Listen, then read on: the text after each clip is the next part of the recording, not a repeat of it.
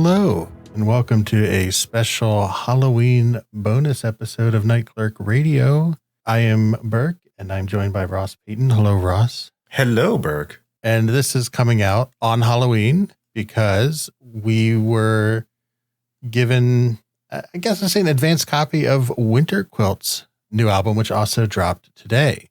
Mm-hmm. So Winterquilt, really cool person, Liverpool-based vapor metal artist, I guess is how I would call it, musician, producer.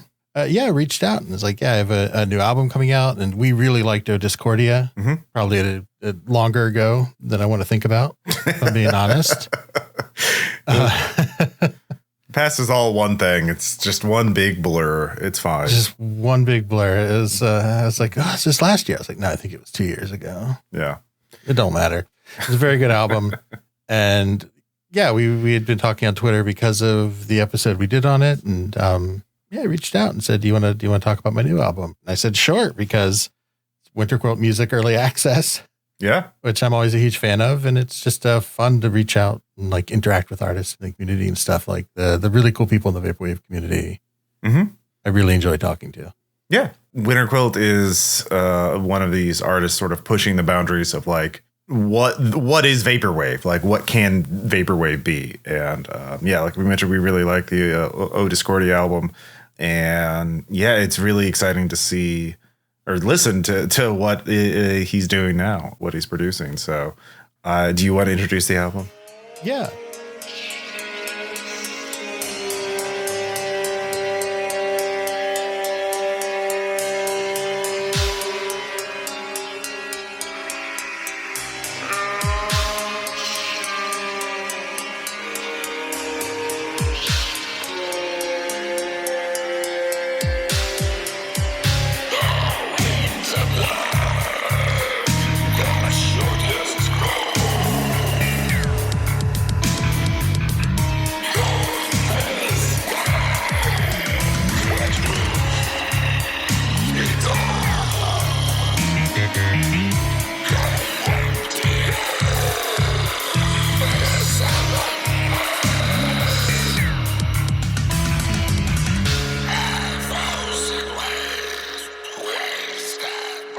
So we are doing just the one album today, obviously, and it is Monster Island and the Satan of Fire, 5-track EP. I mean, it's an EP, but it's still like 45 minutes long. Like it is a full ass album. Yeah. No, I shouldn't call it an EP. You're right. Yeah. I was like, it's not many tracks, but it is. They are good, long, beefy, meaty tracks. Yeah, I mean, it's still like one track alone is like 13 minutes. So like, yeah, it is. I quite like it. We were also sent the little press release for it with the album art, and it is a fully programmed cyber grind amalgamation of such eclectic genres as black metal, death metal, grindcore, hip hop, techno, donk, and ambient, all woven into a brutal original production with a healthy dose of subtle humor. The album art is very Metalocalypse, like classic fan art style, Psycho Gorman, like a weird skull castle with pillars of decapitated heads. And yeah, he's gone the full, his artist logo is, the metal font. Yeah. So I like it. Yeah. I thought it was really cool to see all like the professional art and the professional press release. It's kind of interesting for like a Vaporwave album. But it's cool. It's got like artist portrait and little artist profile. Yeah. It's being released through My Pet Flamingo, which I guess they're trying to get more professional as a record label. I went on their page and like they haven't even announced this yet, so this is going to be a big surprise for everybody. They're just kind of ambushing everybody with this, but it will be released on digital, cassette, and vinyl. Yeah, I guess that's true. It hasn't really been announced officially, but he has, I know, been working on stuff because much like Too Mellow, he posts a lot of like production videos and samples and stuff on Twitter of like, here's this really nasty drum beat I'm working on, or it's really cool to have this person in studio doing vocals. Oh, yeah. Like those types of videos. So I knew something was in the works. So it was cool to see it finally happen. Yeah. So Monster Island and the Satan of Fire is it's a metal album. Like it is there are vaporwave elements in it, but like if you were to categorize it in one genre, if you're forced to do that, it would be, an amalgamation of metal is a pretty good because it still there's a lot of experimentation, a lot of different shifts into different genres, and I had a blast with it. Yeah, it was pretty funny because when we were talking about it way back when, he was like, "Oh, warning, it's really different from O Discordia," which I think he took to mean, or maybe thought that we really liked the vaporwave aspects of O Discordia, because it does have a lot of like drawn out reverby, that sort of vocal processing mixed in there, like that sort of plunderphonics effect, in addition to all the other eclectic blended genres. Whereas this doesn't, but it was really just the blend of genres that was the most interesting to me. It was, it could be anything. That's what I really like about his music, is that it does do things like unique blends that I am not familiar with other people doing personally. And that's probably on my end of and I'm sure even Winterquilt himself could say like, yeah, here's like 10 other people, but I just really love that like 8-bit chiptunes. Oh yeah. Mixed against the very crunchy chiptune. Yeah. Yeah. Super crunchy. Like I think it's a context of where those like programmed drums really work better. Yeah. So according to the press release, this was originally an album he started creating in 2007 with a friend. And then in 2020, he began remaking the album from scratch, programming all the instruments in MIDI, using the MIDI files from the original drums and expanding and changing where needed to suit the evolved compositions. So this is like insane, like the insanely fast drums and sick guitar shredding. It's all like MIDI program. It's all precise.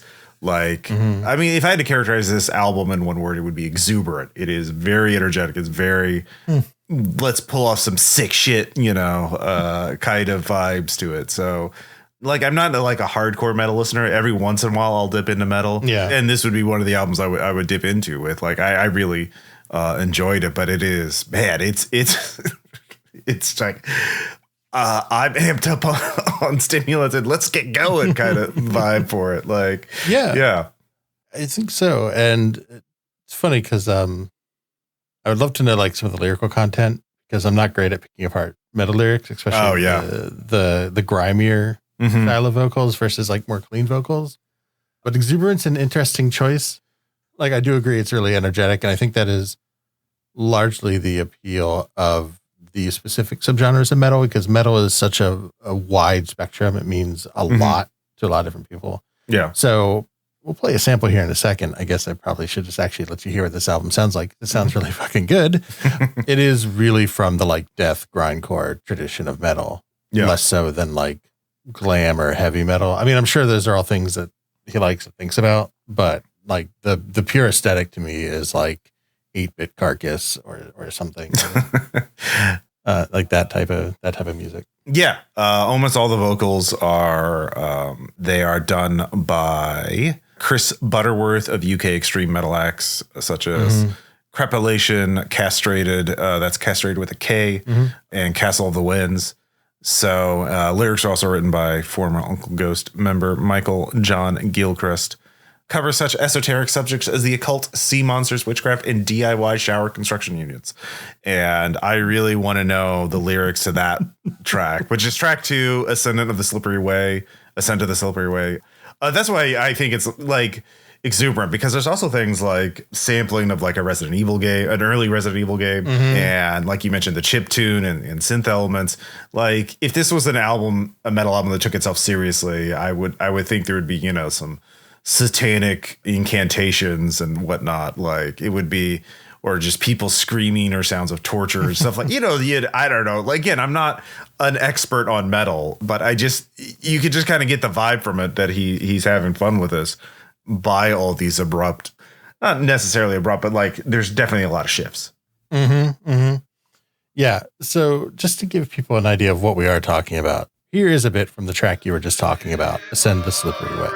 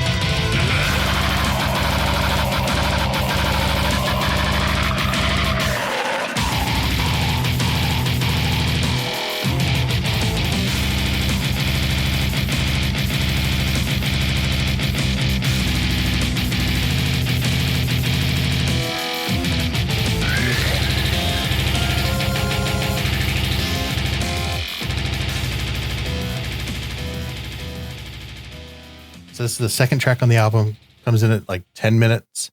Starts with like interesting like not choir, but like chanting-ish vocals, like closer to clean performance. But then goes into like just this heavy chiptune digital metal, like just that kind of signature sound that I love. Yeah. And it's kind of explores a lot of different, what am I trying to say?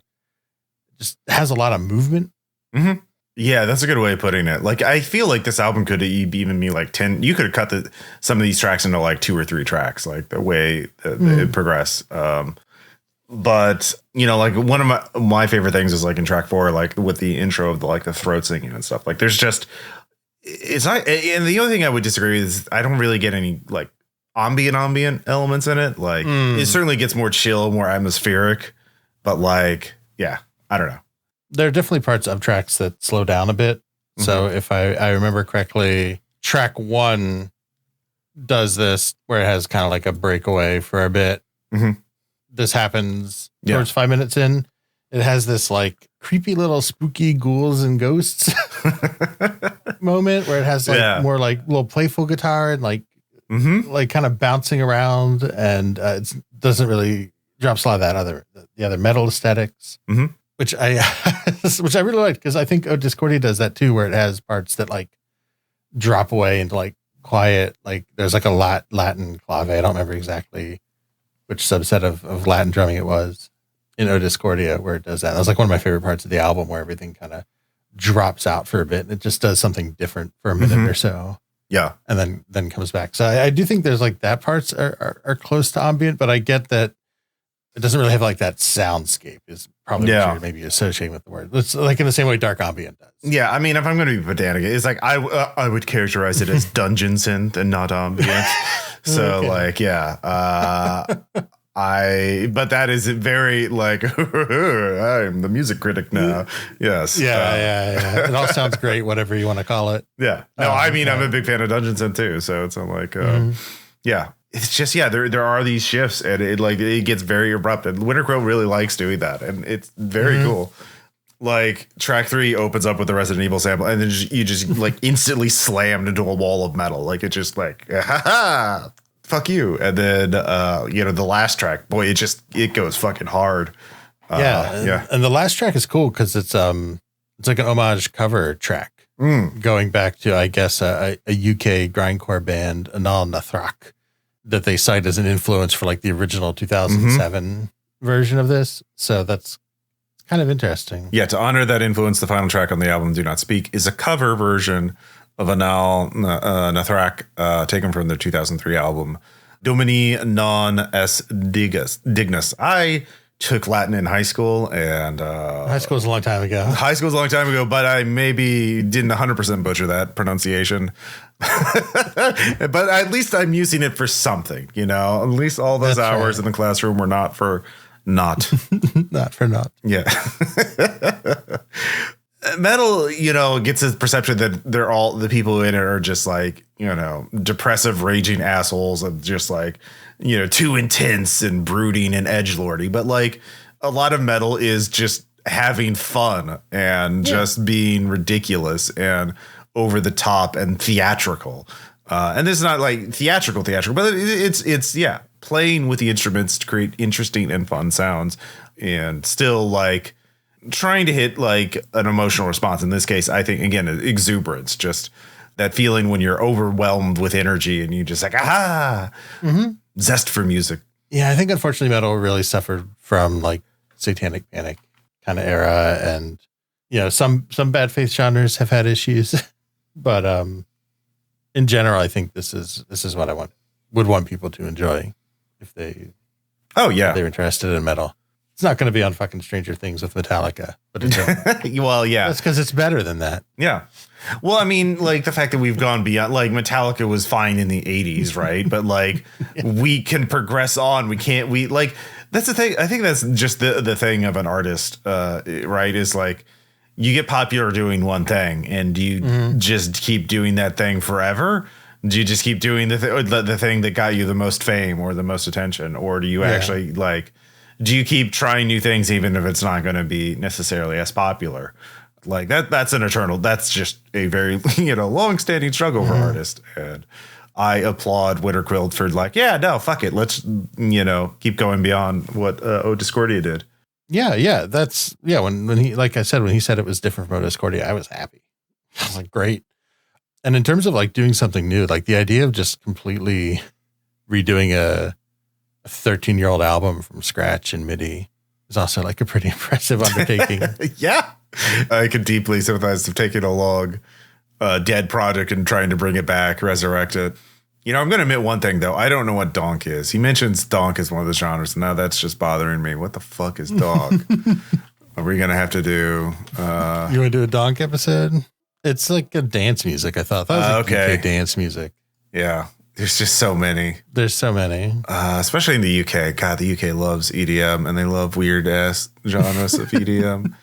And I love some of them, but like, damn. Okay. I'd be happy to dive into the world of donk. I don't know if you would. You're not. Winterquilt, if you're listening, send us donk recs. Yes, send us donk recs. There we go. The best of R/donk. It's just a good name. But yeah, I think it's really big around like Wigan, Liverpool area. It's a hard house, UK hard house. Okay, yeah. Which might be where some of that energetic comes from. I mean, in addition to like that being a thing of metal, because this does have a lot of like more traditional metal stuff like blast beat, like these blast beats and drops, and it's all just comes together really nicely. Yeah. I'm really glad he shared it with us. Yeah. No, I was happy to listen to it and like the album as well. Very cool. Yeah. And I hope everyone listening has been convinced to give it a shot, because I think if you agreed with us on O Discordia or are just looking for something really good and different, highly recommend it. Yeah, no, 100%.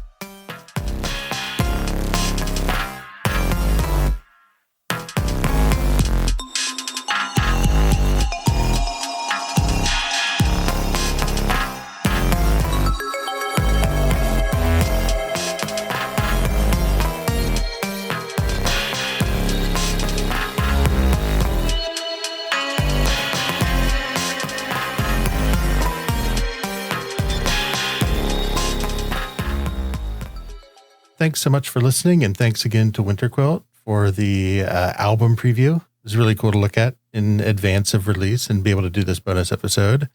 Next week, we'll be back with our just regular scheduled episode covering the music, new albums from Groceries and an Equip R23X collab. If you want to talk to us or connect with anything else we do, you can find us at Nightclerk Radio. We have a Patreon at nightclerkradio@patreon.com. where we have a Discord with lots of cool conversations, people talking about music, sharing the memes, the links, the news. Yeah. A whole cool community. You can also find us at Nightclerk Radio on Twitter. I am at Burke McBurkison. Ross is at Ross Payton. And I'll leave it at that. Thanks so much for listening, and have a spooky Halloween. Bye. Bye.